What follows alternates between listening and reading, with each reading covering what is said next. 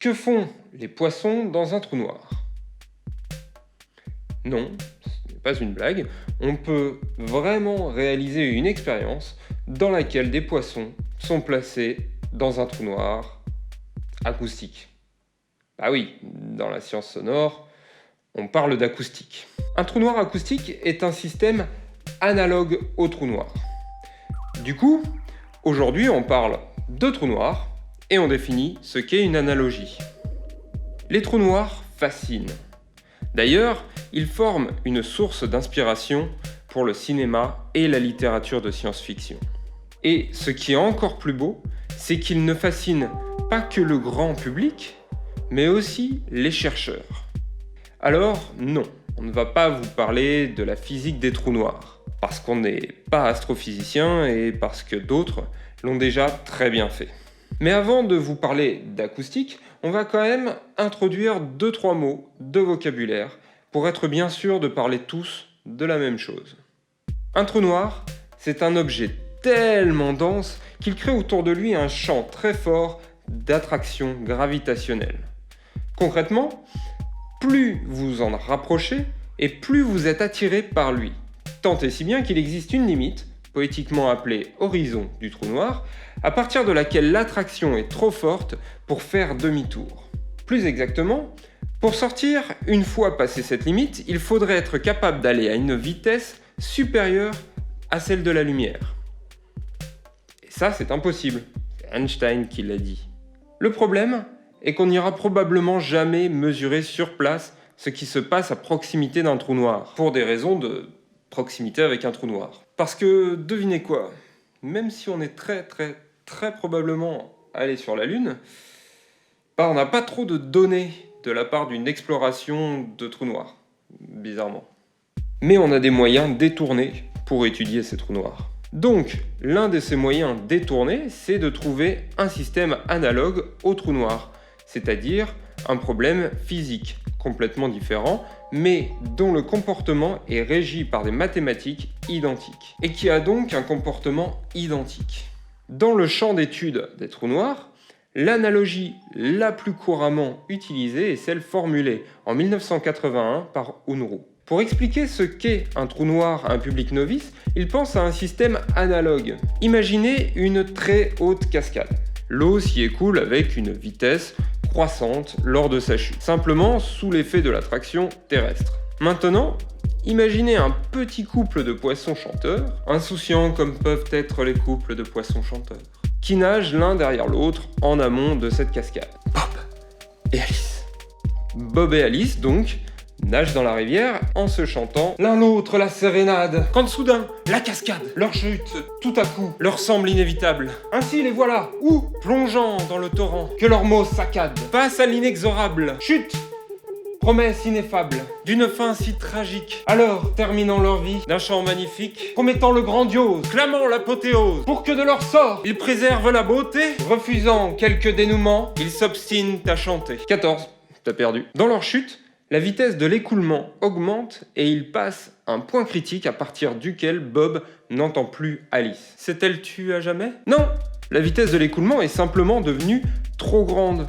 Du coup, la voix d'Alice se propage dans un milieu qui s'écoule plus vite que la vitesse du son. Son chant, repoussé vers le bas par le courant, n'atteindra plus jamais Bob.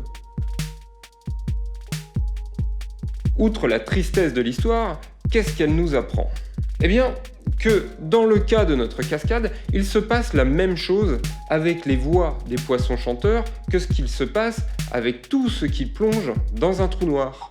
Dans ce trou noir acoustique, on parle de trou muet. Comme dans un vrai trou noir cosmologique, il y a donc un point de non-retour, à partir duquel, pour s'échapper, il faudrait que les ondes aient une vitesse impossible à atteindre pour se propager contre le courant. On parle dans ce cas d'horizon analogue. Cette analogie est très belle par sa simplicité, mais elle va beaucoup plus loin qu'une simple histoire d'amour entre animaux fictifs.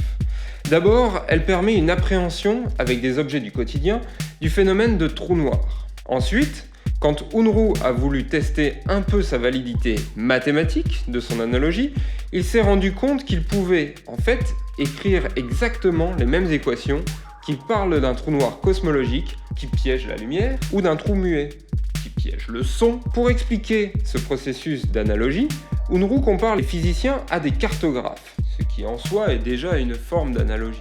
Les cartographes représentent un territoire géographique à l'aide d'un dessin et d'un langage graphique propre. Les physiciens représentent leur territoire à l'aide de constructions mentales et d'un langage bien utile, les mathématiques. Mais tous les deux ont la même préoccupation, que leur dessin colle le mieux possible à la réalité.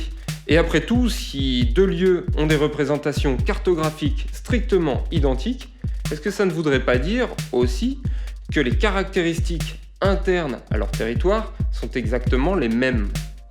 Eh bien, si la carte est suffisamment bien réalisée, si. Aussi joli que tout ça puisse paraître, il subsiste quelques bémols. Notamment, que se passe-t-il si jamais les outils de dessin que l'on utilise ne sont pas les mêmes? Par exemple, est-ce qu'un globe terrestre et un planisphère représentent vraiment la même chose? Et si c'est le cas, pourquoi la Russie a l'air plus grande sur un planisphère? Le problème, c'est la convention utilisée. En physique, c'est pareil, et il existe certains domaines de la physique qui sont loin d'avoir les mêmes conventions que les autres. La physique quantique notamment est particulièrement unique. Ce problème est fréquent en vulgarisation, où la métaphore à visée pédagogique est devenue une nouvelle norme, souvent en occultant bien des aspects du problème. Alors utiliser une analogie, pourquoi pas, mais en s'assurant d'abord qu'elle veuille dire quelque chose. D'ailleurs, la prochaine fois que quelqu'un vous servira une métaphore pour étayer son propos, gardez à l'esprit qu'une métaphore n'est pas une analogie, car elle n'est pas aussi stricte dans ses implications qu'une vraie analogie. D'autres types d'analogies existent et sont couramment utilisés en sciences, notamment en acoustique, et on en reparlera dans une prochaine vidéo. En tout cas, toujours pareil, si vous avez aimé cette vidéo et que vous voulez nous aider à faire progresser la chaîne, vous pouvez mettre un pouce bleu, car ça aide beaucoup les jeunes créateurs sur YouTube, comme nous. Mais vous pouvez aussi vous abonner pour ne pas rater nos prochaines vidéos. Nous sommes aussi actifs sur Instagram, sur le compte de La Science Sonore et sur Facebook. Nous partageons souvent des photos, des tournages et de la préparation des épisodes. Si ça vous intéresse, passez faire un tour. D'ici là, on se dit à la prochaine et bisous. C'est fini.